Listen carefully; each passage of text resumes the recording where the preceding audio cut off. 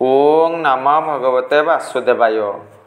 भक्त सरल आध्यात्मिक चैनल को मोर प्रिय भाई भाई मानू गुरुजन मानू अनंत कोटि प्रणाम जनाई मु श्री भक्त वत्सल प्रधान आज ओडिया भागवतर सुंदर पदटे रही परम विष्णु भक्त जगन्नाथ दास रचना करिसंती आलोचना करने आगे आसी आसतु जानिबा। पुरुष अर्ध अंग नारी नर स्वभावे बस स्त्री। सुंदर भावरे कश्यप मुनि कहते हाँ जेते शक्ति सामर्थ्य रो पछके जेते ज्ञान हासिल करू पछके पतिदेव पत्नी द्वारा मोहित हो जाए वशीभूत हो जाए ये सब कथा कही कौन पाई कही कश्यपंकर दुई पत्नी रही दिति अदिति अनेक पत्नी रही किंतु दुई जनक मध्य भल संपर्क नथिला। दिति अदिति मध्य शत्रुता रही। अदितिंकर पुत्र इंद्रदेव रही ना स्वर्गपुर राजा थिले। से इंद्रदेव कौन कले भगवान तांकर पक्षे रही दितिंकर पुत्र हिरण्यकश्यप हिरण्याक्ष को वध करते जहाँफल प्रतिशोध नापी दिति योजना करते निश्चित भाव में मोर पुत्रर हत्याकारी को वध करी हत्या करी तेणु कौन कले निजर पतिदेव को संतुष्ट करने लगी पड़े। अनेक दिन सेवा जत्न नेले सुंदर भाव आतिथ्य प्रदान कले।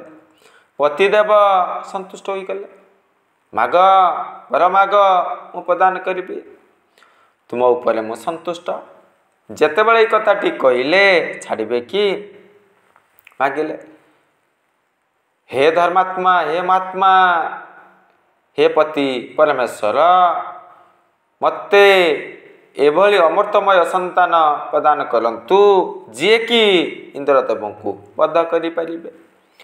यही कथा शुणा मात्र के कश्यपंकर मन दुख हो गला।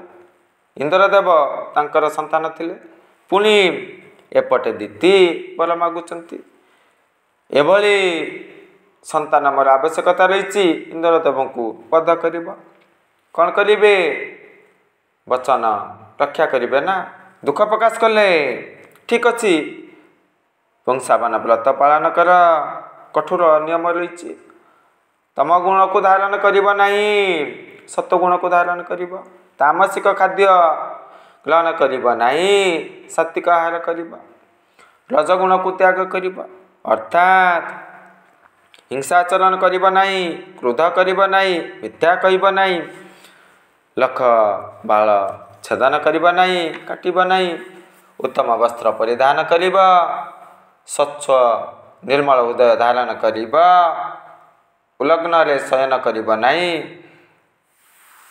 पाद संध्या समय रे धोइबो ईश्वर को आराधना करिबो पूजा आराधना करिबो ईश्वर ठारे जो फल मूल भोग सामग्री प्रदान करा जीवा से सब को भक्षण करिबो।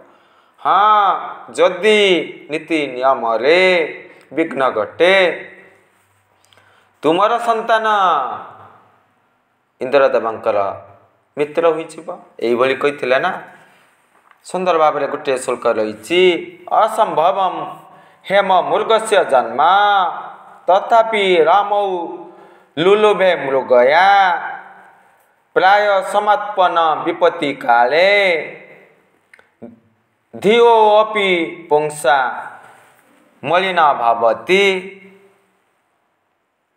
देखंतु विनाश काले विपरीत बुद्धि प्रभु श्रीराम भल भाव में जानी स्वर्ण मृग असंभव जेहेतु पत्नी कहते मोर मृग आवश्यकता रही मु किछि भी मागी नहीं दियंतु प्रदान करंतु भगवान कौन कले बाध्य हुई हासिल करने गले जाइथिले ना।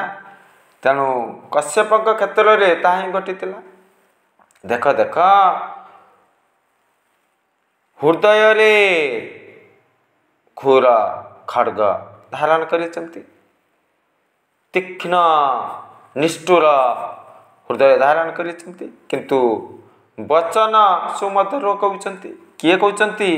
दिति पुणी दुख प्रकाश करुचंती। कौन पाई मु पत्नी द्वारा वशीभूत हो गली, यह मोर ठीक नथिला चिंतन करुचंती। पुणी सेपटे चिंतन करुचंती, हाँ विष्णुर माया गोचर जई भ्रमंती ब्रह्मासुर, ये सब भगवान कर माया। कश्यप परी मुनि भ्रमित हो गले, मोहित हो गले। कलि जुगरे पत्नी निश्चित भाव पतिदेव को वशीभूत कर सहजरे कर ना, जहाँफल कौन घटुची, सीतामाता दुख पाई, राम प्रभु श्री राम से मध्य दुख पाई। कश्यप मुनि भ्रमित होते। कलि जुगरे अधिकांश पतिदेव भ्रमित होती, मोहित होती, तम गुण को धारण करुँच। कौन पाई?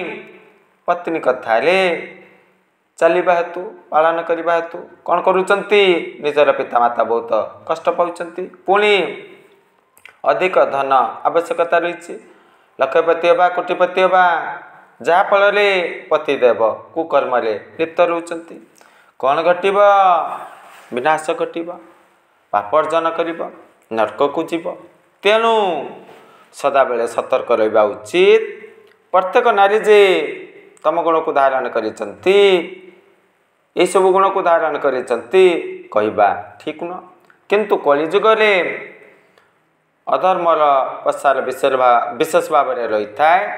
प्रायतः समस्ते तम गुण को धारण करती, तेणु सतर्क रहा दरकार एवं बुझी विचारी कार्य कले निश्चित भाव में सुफल मिल। यही सबू तथ्य आमे मैंने हासिल कलु।